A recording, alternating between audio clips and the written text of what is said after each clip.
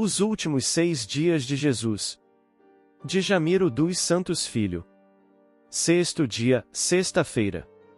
Capítulo 6.3 O peso da cruz. O sol castigava Jerusalém. O ar parado tornava o calor quase insuportável. Pelos meus cálculos, que, aliás, já não mereciam tanta confiança, deveriam ser quase 11 horas. Em um pequeno pátio interno da fortaleza de Pilatos, e vigiado pelos soldados aguardando a sua hora fatal, estava Jesus. Ele ainda permanecia em pé, mas a essa altura trêmulo e febril. O sol o castigava, deixando-o ainda mais frágil. Um dos soldados aproximou-se e o ajudou a vestir a túnica, depois lhe colocou o manto cobrindo seu corpo ferido e empastado de sangue. Em pouco tempo, porém, as manchas vermelhas tingiram todo o traje, enquanto o ombro e o peito mostravam pingos de sangue que caíam do rosto ferido. O aspecto do mestre causava compaixão. Ao vê-lo era possível imaginar as dores cruéis que os espinhos pontiagudos lhe causavam, além dos cortes profundos que os açoites haviam produzido, deixando seu corpo em carne viva. Como se não bastasse, havia ainda o desprezo e a humilhação que os homens tinham cravado em seu doce coração. Era difícil olhá-lo. Como ainda estava em pé? Eu não sabia. Por certo, somente uma força sublime seria capaz de tal proeza, e isso ele possuía. Indiferente à sua dor, os soldados aguardavam a ordem de levá-lo à cruz em animada conversa. Para eles, era apenas mais um que executavam na condição de ladrão, conspirador ou inimigo de Roma. Não importava o motivo, dentro em pouco tudo estaria acabado. Então, 3 soldados chegaram carregando o prêmio que o mundo lhe oferecia e a cruz. Por ensinar e viver o amor em plenitude, o ódio dos homens retribuía-lhe com a crucificação. Sem cerimônia, colocaram-na perto dele. Ele a olhou. Em um átimo lembrei que ele falará algumas vezes acerca da necessidade de a carregarmos a cruz. Então, pensei que essa era a prova de que ele sabia qual seria o seu fim, pois qual outro motivo teria para dar como exemplo de resignação senão a carregar a cruz? Jamais alguém havia usado esse termo para mostrar a necessidade que temos em aceitar as provas da vida e ele o fez. Por isso, até nossos dias instituímos o sofrimento como a cruz que deve ser carregada. E ali estava ela. Aquela era a sua cruz. Sim, porque cruz por débitos passados ele não possuía, pois era perfeito. Nada havia de pendências a pagar, assim mesmo ele teria de carregar a cruz a fim de deixar a lição aos homens de todas as épocas. Ao ver o tamanho e calcular o peso daquela cruz pude entender o porquê de suas quedas durante o percurso até o Calvário. Alguns estudiosos de meu tempo calcularam em 70 quilos o peso dela, e vendo-a ali diante de mim julguei acertado esse cálculo. Encabulado, sem querer, exclamei: "Meu Deus, ela é muito pesada." Pouco depois, um oficial adentrou pelo pátio e ordenou: "Soldados, levem-no. E não permitam interferências de revolta ou manifestações lamentosas. O que tem de ser feito, façam com rapidez e objetividade. Podem ir." Os soldados se movimentaram. Cerca de 50 homens foram destacados para que acompanhassem o cortejo, desde a fortaleza até o Gólgota. 2 deles se armaram de chicote a fim de obrigar a caminhada do condenado. 6 iriam à frente montados em cavalos para abrir caminho, caso a multidão oferecesse perigo. Os outros, armados com espadas e escudos, postar-se-iam ao lado do mestre, formando uma corrente a envolver o injustiçado. Sob a ordem do oficial, o grande portão foi aberto. Então, pude ver o povo aglomerado, porém formando um interminável corredor por onde Jesus deveria passar. O chicote estalou no ar. O grito do soldado ressoou alto, compelindo a caminhada do mestre. Ele se abaixou, pegou a cruz e em esforço supremo colocou-a no ombro direito. Em um ímpeto, curvei-me também a fim de ajudá-lo, mas infelizmente estando em outra dimensão não consegui fazê-lo. Indignado com aquela condição, esbravejei alto, mas no mesmo instante ouvi meu protetor dizendo: "Meu filho, no passado você poderia tê-lo ajudado e não o fez. Agora quer e não pode. Aquiete seu coração, pois a misericórdia do Pai é infinita e permitirá novas oportunidades em que poderá ajudá-lo. Aquelas palavras acalmaram minha revolta, pois sabia serem verdadeiras. Então, voltei os olhos ao Mestre e pude ver seus primeiros passos em direção ao Calvário. A cavalaria passou abrindo caminho entre o povo e logo atrás ele surgiu ao portão. Nesse momento, em manifestação coletiva o povo zombou, gritou e vaiou o Messias que passava cambaleante, ferido e sozinho. Porém, para surpresa geral, em um ato extremo de amor, Maria de Nazaré prostrou-se por terra, e rente a ele balbuciou em pranto contido: "O meu filho amado, que fizeram contigo?" Ao vê-la ajoelhada e chorando, o povo calou-se ante aquela cena de dor da mãe que exprimia seus sentimentos mais puros, extravasados em lágrimas pungentes. A presença magnânima de Maria causou respeito e admiração geral. Foi um impacto até mesmo para o rude soldado romano que vacilou em permitir ou não aquela demonstração de amor. Por certo, naquela hora muitos se lembraram das próprias mãezinhas, assim ninguém ousou impedi-la em sua expressão nobre e humilde que não feria nem condenava quem estava fazendo aquilo com seu filho, apenas sofria por vê-lo passar por algo que não merecia. Ao vê-la à sua frente, o mestre parou por instantes e acariciou a doce mãe com os olhos em lágrimas de dor. Ele nada disse por palavras, mas pediu através daquele olhar sereno que ela confiasse em Deus e que esperasse, pois o fim não era ali. Depois daquele interregno de amor em que o coração puro de Maria transbordou de dor, o chicote estalou novamente no ar e obediente ele voltou a caminhar. A multidão, que por algum momento ficará muda, magnetizada e expectante, de novo exultou em altos brados ao som do chicote e em uníssono exprimiu todo o ódio, inveja e desprezo. Então, ele avançou em seu destino. A turba enlouquecida seguia também. Mas, de repente o peso da cruz jogou-o por terra. Ele dobrou os joelhos buscando apoio para que a cruz não caísse e assim, entre a cruz e o chão, ficou Jesus. Ele caiu, mas a cruz não. O chicote estalou e os pregos rasgaram suas carnes mais uma vez. Ele tremeu, esticou os nervos apertando os dedos na cruz, buscou suas forças mais supremas e se levantou. O povo vibrou. Olhei a multidão e concluí que, realmente, ainda estamos muito próximos da animalidade. Como pode alguém exultar-se por ver o outro açoitado? Onde estão a solidariedade e a compaixão? Felizmente nem todos eram iguais. Passando os olhos com mais vagar, pude notar o amor e o ódio manifestados lado a lado. Enquanto alguns gritavam e zombavam, outros choravam e sofriam. O ódio, em maior número, era esbravejado com impropérios e desafios.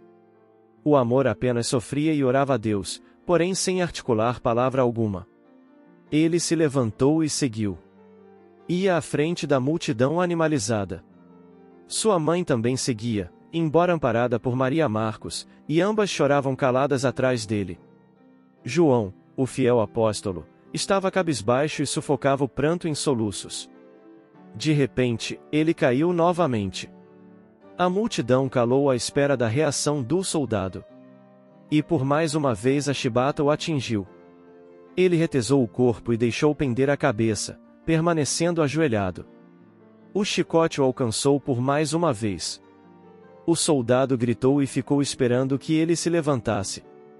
Então, chorando, caí também de joelhos e roguei em prantos: "Ó meu Deus! Meu Pai! Auxiliai, ó! Dê-lhe forças, ó Pai de misericórdia!" Então, Maria de Nazaré, juntamente com outras mulheres que estavam próximas a ele, ao vê-lo dobrado e vencido pelo peso da cruz e pela dor que o açoite lhe causava, desabaram em prantos. Ele as olhou, compadecido e, melancólico, disse: "Filhas de Jerusalém, não choreis por mim, mas chorai por vós mesmas e por vossos filhos.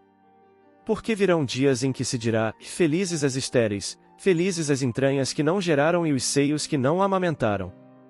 Pois, se assim se trata ao lenho verde, que acontecerá com o que está seco?" Quando ele se calou, o soldado o açoitou pela terceira vez nas costas. Com as pernas trêmulas ele alçou o corpo, levantou a cruz da injustiça e se ergueu cambaleante. Agradeci a Deus, levantei-me com ele e andamos mais um pouco. O povo vibrou novamente por ver que o espetáculo iria continuar oferecendo dor e sangue. Então, o cortejo voltou a se movimentar. Eu queria que aquilo terminasse logo, porém me lembrei de que o final de sua caminhada era o Calvário. Que fazer? Decidido, pensei e rogarei a Deus que me leve de volta ao meu tempo, pois meu coração não mais suporta vê-lo sofrer. E ainda faltava a crucificação, e tudo isso era demais para mim. Já me encontrava fraco, trêmulo e trespassado de dor, assim queria voltar. Enquanto pensava, novamente meu protetor falou: o seu retorno somente se dará às 15 horas, quando o mestre expirar e deixar o corpo. Portanto, equilibre-se e suporte resignado até o fim. Aqui estamos por misericórdia de Deus, por isso façamos jus a esta concessão celestial. Pense bem, caso você se encontre no extremo de suas forças, é possível voltar, mas de antemão lhe digo, talvez você deva esperar séculos a fim de ter novamente esta oportunidade. Assim, impulsionado pelo tom enérgico do amigo, voltei à realidade dos fatos e me vi caminhando novamente atrás de Jesus. Meus olhos turvos pelas lágrimas acompanhavam-no a pequena distância registrando toda a sua dor. Ele continuava andando. Mas, de repente, ó meu Deus! Ele caiu pela terceira vez. Na segunda queda já fora difícil erguer-se, agora, então, o que aconteceria? Ao vê-lo no chão, os 2 soldados esbravejaram impacientes para que ele se levantasse, mas foi em vão. Um deles, mais agitado e nervoso, rodou o chicote no ar e o açoitou com força. Ao sentir a dor, ele fechou os olhos e quedou a cabeça entregando-se ao próprio desfalecimento. Ele chegará ao limite das forças físicas. O soldado ainda girou a chibata e com maior violência atingiu-a outra vez. Em seguida gritou alto e aguardou por alguns instantes a reação do condenado. Mas ele não reagiu. Permaneceu curvado e com a cabeça pendida, pois não conseguia mais se levantar. O suor, o sangue e as lágrimas se misturavam em seu rosto e, escorrendo, tingiam o chão de vermelho. Ele apenas arfava com dificuldades buscando o ar que lhe desse mais um pouco de vida. Aproximando-se dele, o soldado ameaçou-lhe com o cabo do chicote e ordenou: levanta-te! Vamos, levanta-te! Mas, não adiantou. Transtornado de raiva, o soldado agrediu-o pela 4ª vez. Jesus tremeu novamente, mas as mãos ainda sustentavam a pesada cruz que não caíra, equilibrando-se em um dos braços que apoiara no chão. Talvez, condoído por ver a dor do mestre, felizmente o outro soldado aproximou-se e sugeriu: acho que ele não suporta mais nada. Vamos recorrer a um desses judeus e obrigá-lo a carregar a cruz do condenado. Que me diz? O outro pensou um pouco, depois respondeu: a ideia é boa. Assim acabamos logo com isso. Sim, deixe que eu tome conta dele, enquanto você escolhe quem irá ajudá-lo. Então, o que havia sugerido saiu andando, enquanto olhava o povo enfileirado, buscando encontrar um homem forte que pudesse socorrer o condenado. Com o chicote em punho, olhava ameaçador a multidão que permanecia calada. Ninguém ousava quebrar o silêncio, com medo de ser escolhido e se sujeitar ao chicote romano. Diante da cara feia do soldado, a expectativa e o medo eram gerais e notava-se que ele não estava nada satisfeito com as quedas do réu, que retardavam cada vez mais o final de sua obrigação. O centurião andou em um dos lados da rua, depois retornou pelo lado oposto. Não caminhou muito, quando seus olhos encontraram o olhar ansioso de um camponês. Era Simão, o cireneu. Ao vê-lo, o soldado não teve dúvidas, talvez incentivado por ver nele um porte físico robusto que oferecia ombros vigorosos para aquele serviço. Decidido, apontou o chicote em seu rumo e ordenou em alta voz: Tu! Vem até aqui! Ao receber a ordem, Simão de Cirene rejubilou-se. Tive a certeza de que ele aguardava aquela ordem como um presente dos céus, pois se prontificou imediatamente com um sorriso nos lábios, demonstrando prazer por ter sido escolhido. Aproximando-se do soldado, este falou: Ajude-o a carregar a cruz. É uma ordem, ouviu? Não aceito negativas. Simão respondeu serenamente: Alegro-me em ajudá-lo. O soldado surpreendeu-se diante da disposição de Simão, e enquanto ele se encaminhava para socorrer o mestre, o romano ficou parado, olhando admirado por ver alguém se prestando feliz àquele tipo de obrigação. Então, Simão aproximou-se de Jesus e o olhou compadecido, não querendo acreditar no quadro que via. Há muito amava o mestre, embora não o conhecesse pessoalmente. Por alguns instantes, Simão ficou ali ajoelhado, traumatizado por ver nele o resultado da maldade humana. Enquanto Jesus permanecia curvado com a cabeça pendida, Simão pairou a mão por sobre o mestre, como querendo tocá-lo, porém sem saber onde, pois todo ele estava ferido e manchado pelo sangue. De repente, o mestre levantou a cabeça e, por instantes, olhou nos olhos de Simão. Aquele olhar sublime dizia mais que 1000 palavras. Então, 2 lágrimas rolaram pela face emocionada do sireneu. Ele havia entendido que Jesus lhe transmitia gratidão pelo gesto de carinho, pois enquanto a multidão zombava, apupava e sorria, ele se dispusera com alegria a socorrê-lo. A humanidade oferecia a cruz, o açoite e o desprezo, mas Simão ofertava-lhe o ombro amigo, o carinho e o pranto. Simão de Cirene não imaginava que seu nome e seu gesto ficariam para sempre escritos na história da humanidade. Por séculos o povo contaria aquele ato de amor e o nome sireneu ficaria marcado como símbolo de alguém que socorre o próximo. Mas, de repente, o grito do soldado veio despertar o silencioso colóquio entre o mestre e o seu improvisado auxiliar. Vamos! Levantem-se! Acabemos logo com isso! E estalando o terrível chicote, ameaçou açoitar não somente o condenado, mas agora também o sireneu. Assim, Simão colocou-se sob a cruz e com braços vigorosos içou-a até os ombros. Disposto a seguir, porém com lágrimas a molhar sua face, Simão voltou-se e esperou que Jesus se levantasse também. Ao vê-lo em pé, ele iniciou a mais trágica caminhada de sua singela existência, mas que resultaria em gloriosa estrada para a própria redenção, pois daquela hora em diante um novo homem nascia dentro dele. O cortejo ainda percorreu pequena distância até o Calvário, mas sempre sob o apuplo da multidão, naquele momento inconformada por ver o socorro prestado ao injustiçado. Enquanto Simão de Cirene levava consigo a cruz, um pouco atrás o mestre arrastava-se cambaleante e quase sem forças, mantendo-se em pé a muito custo. Abatido e com a face coberta de sangue, o manto rasgado pelos açoites e as feridas sangrando por todo o corpo, Jesus era o retrato da compaixão. Seus trajes eram farrapos pintados de vermelho. Ao vê-lo tropeçar e quase quedar-se, a multidão gargalhava zombeteira e infeliz.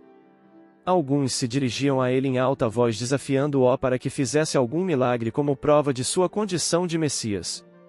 Outros perguntavam com sarcasmo: É esse o Messias? E gargalhavam com ironia e desprezo. Mas ele seguia. O corpo macerado, porém amando a todos, incondicionalmente. O cortejo saiu pela porta de Efraim, virou à esquerda e alcançou o sopé de um pequeno monte, chamado Gólgota. Os soldados demarcaram certa distância para que a multidão ficasse longe do condenado, depois subiram ao pequeno cume, obrigando o mestre a andar rapidamente, pois Simão já havia depositado no chão a pesada cruz entre 2 ladrões que ali estavam. Tão logo cumpriu sua gloriosa e ao mesmo tempo trágica tarefa, o sireneu foi obrigado a descer e se colocar junto ao povo. Ao passar pelo mestre que subia rumo ao seu destino, seus olhos novamente se encontraram, porém Simão não suportou a força daqueles olhos azuis irradiando sublime amor, por isso levou as mãos ao rosto e chorou copiosamente. Nada mais poderia ser feito. Os homens assim queriam. O momento final chegará. Enfraquecido pelas emoções que arrebentavam meu peito, somente consegui subir até o meio do monte e caí de joelhos. Meus nervos tremiam descontroladamente, deixando-me em farrapos. A crucificação de Jesus iria começar. A maior tragédia da terra.